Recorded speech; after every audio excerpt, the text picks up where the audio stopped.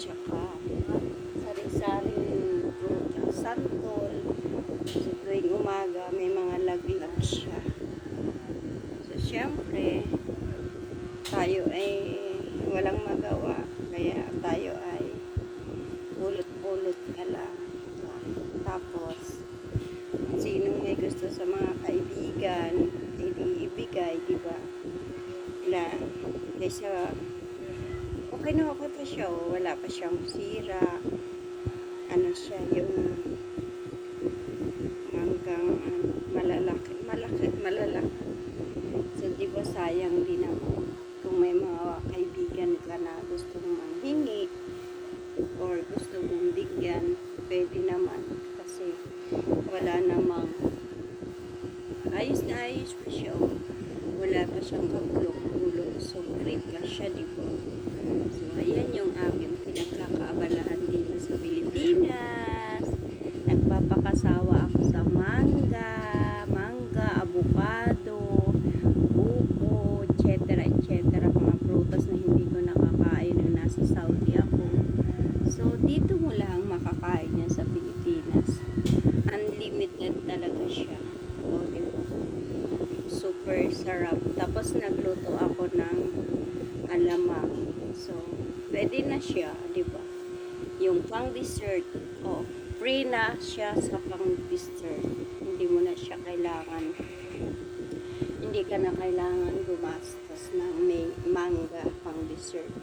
Free na siya sa tuwing umaga kasi ang daming nalalagyan. As in, dami talaga siya.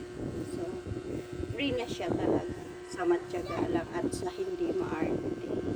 Yun lang yung pinagkakaabalahan ko dito sa Pilipinas. At syempre, marami din akong pahinog na mangga na malalaki pa. Ito siya, yung kumbaga may mangga rin akong maliliit, tapos may mangga rin akong malalaki na pwedeng yung kung ano ka, kasi wala naman akong ginagawa. So, yun ang pinagkakaabalahan ko dito sa Pilipinas. Yung kainin ko lang yung mga free, di ba? Kasi syempre, wala naman tayong maraming pera para pambili sa mga bagay-bagay. So, dito mo lang makikita yan sa only in the Philippines. Kapag ka may mga puno ka sa palibot, ayan, avocado, yan yung mga pinagkakaabalahan ko dito kainin. Kasi hindi ko siya makakain sa Saudi.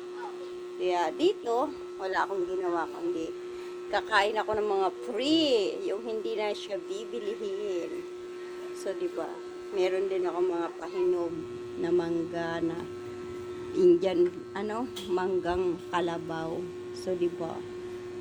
Di ba? Yung mga magbabakasyon dyan, ang mga walang pera, huwag kayong matakot magbakasyon sa Pilipinas na wala kayong pera. Basta lang, marunong kayo tumanggap ng yung marunong maluwag sa dibdib ninyong tanggapin na uuwi kayo na walang pera.